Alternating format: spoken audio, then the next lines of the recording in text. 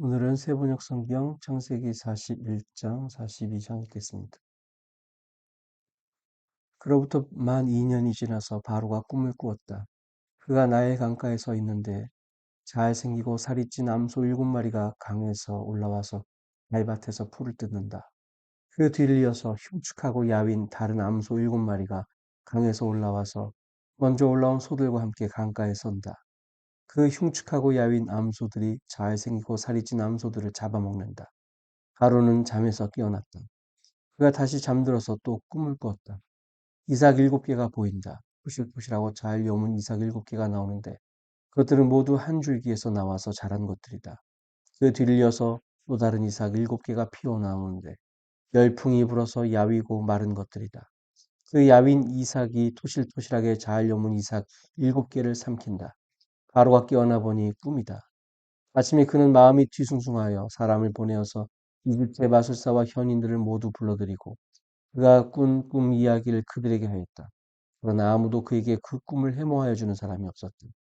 그때 술잔을 올리는 시종장이 바로에게 말하였다. 제가 꼭 했어야 할 일을 못한 것이 오늘에야 생각납니다. 임금님께서 종들에게 노하셔서 저와 빵을 구워 올리는 시종장을 경호대장 집 감옥에 가두신 일이 있습니다. 저희들이 같은 날 밤에 각각 꿈을 꾸었는데 그 꿈의 내용이 너무나 달랐습니다. 그때 그곳에 경호대장의 종인 히브리 소년이 저희와 함께 있었습니다. 저희가 꾼 꿈 이야기를 그에게 해주었더니 그가 그 꿈을 풀었습니다. 저희 두 사람에게 제각기 그 꿈을 해몽하여 주었던 것입니다. 그리고 그가 해몽한 대로 꼭 그대로 되어서 저는 복직되고 그 사람은 처형되었습니다. 이 말을 듣고서 바로가 사람을 보내어 요셉을 불러오게 하였고 사람들은 곧바로 그를 구덩이에서 끌어냈다. 요셉이 수염을 깎고 옷을 갈아입고 바로 앞으로 나아가니 바로가 요셉에게 말하였다. 내가 꿈을 하나 꾸었는데 그것을 해몽할 수 있는 사람이 없다. 나는 네가 꿈 이야기를 들으면 잘 푼다고 들었다. 그래서 너를 불렀다. 요셉이 바로에게 대답하였다. 저에게는 그런 능력이 없습니다. 임금님께서 기뻐하실 대답은 하나님이 해주실 것입니다. 바로가 요셉에게 말하였다. 꿈에 내가 나일 강가에 서 있는데 살이 찌고 잘생긴 암소 7마리가 강에서 올라와서 갈밭에서 풀을 뜯었다. 그것들의 뒤를 이어서 약하고 아주 아주 흉측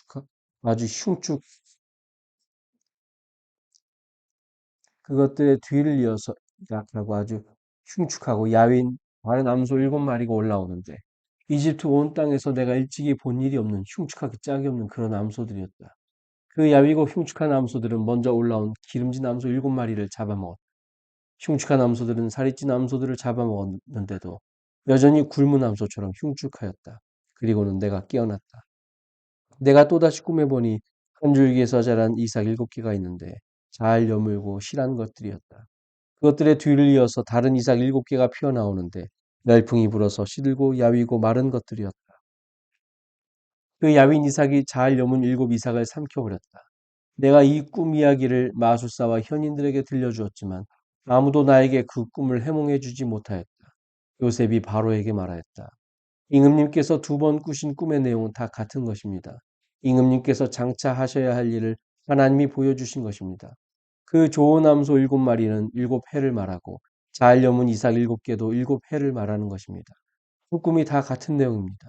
뒤따라 나온 야위고 흉측한 암소 7마리나 열풍에 말라버린 쓸모없는 이삭 7개도 역시 7해를 말합니다. 이것들은 60년 7해를 말하는 것입니다. 이제 제가 임금님께 말씀드린 바와 같이 임금님께서 앞으로 하셔야 할 일을 하나님이 보여주신 것입니다. 앞으로 올 7해 동안에는 온 이집트 땅에 큰 풍년이 될 것입니다. 그런데 곧 이어서 7해 동안 흉년이 될 것입니다. 그렇게 되면 이집트 땅에 언제 풍년이 있었더냐는 듯이 지나간 일을 다 잊어버리게 될 것입니다. 그리고 기근이 이 땅을 황폐하게 할 것입니다. 흉년이 든 다음에 오는 흉년은 너무나도 심하여서 이집트 땅에서는 아무도 그 전에 흉년이 든 일을 기억하지 못할 것입니다. 임금님께서 같은 꿈을 2번이나 거듭 꾸신 것은 하나님이 이 일을 하시기로 이미 결정하시고 그 일을 꼭 그대로 하시겠다는 것을 말씀해 주시는 것입니다. 이제 임금님께서는 명철하고 슬기로운 사람을 책임자로 세우셔서 이집트 땅을 다스리게 하시는 것이 좋을 듯합니다. 임금님께서는 전국의 관리들을 임명하셔서 흉년이 계속되는 7해 동안에 이집트 땅에서 거둔 것의 5분의 1을 해마다 받아들이도록 하심이 좋을 듯합니다.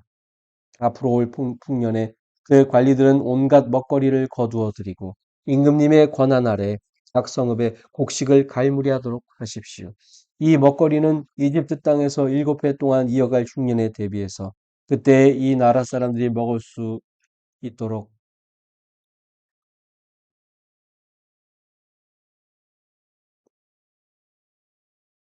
씌워주네. 여기 앞에 부분이 막혀졌네. 창세기 41장 36절.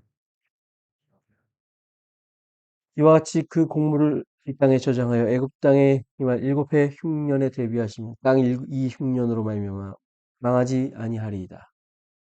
망하게 하지 못할 것입니다. 37절. 바로와 모든 신하들은 이 제안을 좋게 여겼다. 바로가 신하들에게 말하였다. 하나님의 영이 함께하는 사람을 이 사람 말고 어디에서 또 찾을 수 있겠느냐? 바로가 요셉에게 말하였다. 하나님이 너에게 이 모든 것을 알리셨는데 너처럼 명철하고 슬기로운 사람이 어디에 또 있겠느냐? 네가 나의 집을 다스리는 책임자가 되어라. 나의 모든 백성은 너의 명령을 따를 것이다. 내가 너보다 높다는 것은 내가 이 자리에 앉아 있다는 것뿐이다. 바로가 또 요셉에게 말하였다. 내가 너를 온 이집트 땅의 총리로 세운다. 그렇게 말하면서 바로는 손가락에 끼고 있는 옥새 반지를 빼서 요셉의 손가락에 끼우고 고운 모시 옷을 입히고 금목걸이를 목에다 걸어주었다. 그런 다음에 또 자기의 병거에 버금가는 병거에 요셉을 태우니 사람들이 물러나거라 하고 외쳤다. 이렇게 해서 바로는 요셉을 온 이집트 땅의 총리로 세웠다. 바로가 요셉에게 말하였다. 나는 바로다. 이집트 온 땅에서 총리 허락이 없이는 어느 누구도 손 하나 발 하나도 움직이지 못한다. 바로는 요셉에게 사브낫 아내라는 이름을 지어주고 온의 제사장 보디베라의 딸 아스낫과 결혼을 시켰다. 요셉이 이집트 땅을 순찰하러 나섰다. 요셉이 이집트 왕 바로를 섬기기 시작할 때 그의 나이는 30살이었다. 요셉은 바로 앞에서 물러나와서 이집트 온 땅을 두루 다니면서 살폈다. 흉년을 이룬 7해 동안에 땅에서 생산된 것은 대단히 많았다. 요셉은 이집트 땅에서 7해 동안 이어간 풍년으로 생산된 모든 먹거리를 거두어 들여 여러 성읍에 저장해 두었다. 각 성읍 근처 밭에서 나는 곡식은 각각 그 성읍에 쌓아두었다. 요셉이 저장한 곡식의 양은 엄청나게 많아서 마치 바다의 모래와 같았다. 그 양이 셀 수 없을 만큼 많아져서 기록을 중단할 수밖에 없었다. 요셉과 온의 제사장 보디베라의 딸 아스나 사이에서 두 아들이 태어난 것은 흉년이 들기 전이었다. 요셉은 하나님이 나의 온갖 고난과 아버지 집 생각을 다 잊어버리게 하셨다 하면서 맏아들의 이름을 므낫세라고 지었다. 둘째는 내가 고생하던 이 땅에서 하나님이 자손을 번성하게 해주셨다 하면서 그 이름을 에브라임이라고 지었다. 애굽 땅의 7해 풍년이 그치고 54절 요셉이 말한 대로 7해 동안의 흉년이 시작되었다. 온 세상에 기근이 들지 않은 나라가 없었으나 이집트 온 땅에는 아직도 먹거리가 있었다. 그러나 마침내 이집트 온 땅의 백성이 굶주림에 빠지자 그들은 바로에게 먹을 것을 달라고 부르짖었다. 바로는 이집트의 모든 백성에게 요셉에게로 가서 그가 시키는 대로 하여라 하였다.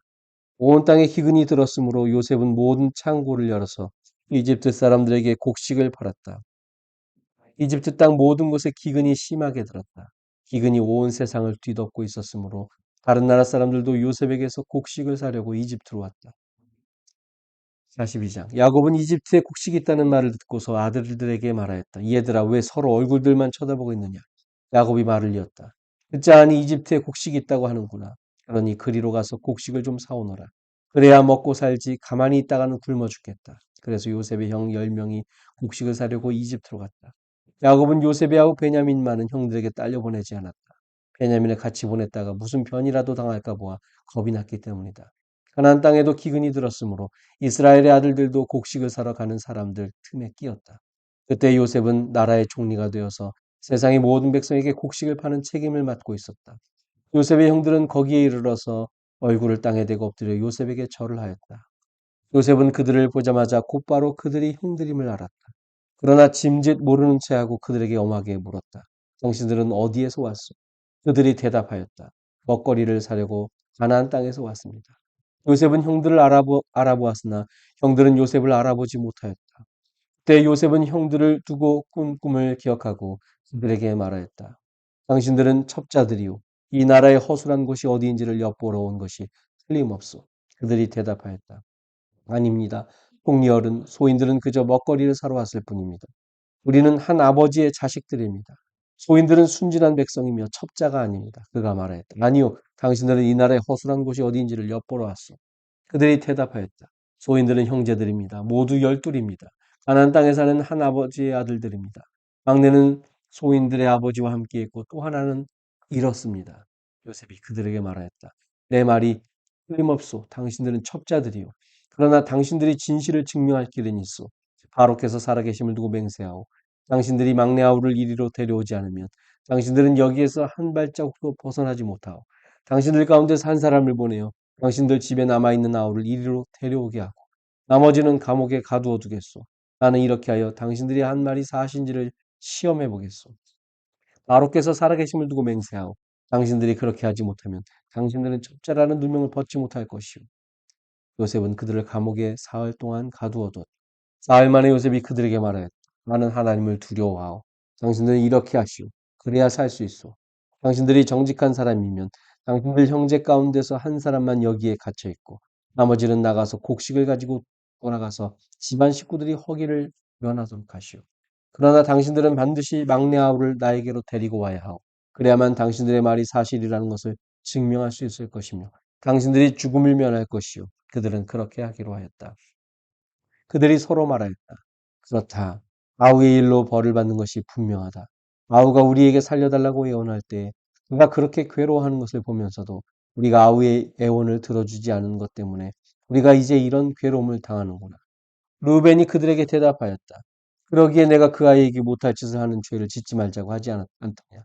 그런데도 너희는 나의 말을 들은 채도 하지 않았다. 이제 우리가 그 아이의 피값을 치르게 되었다.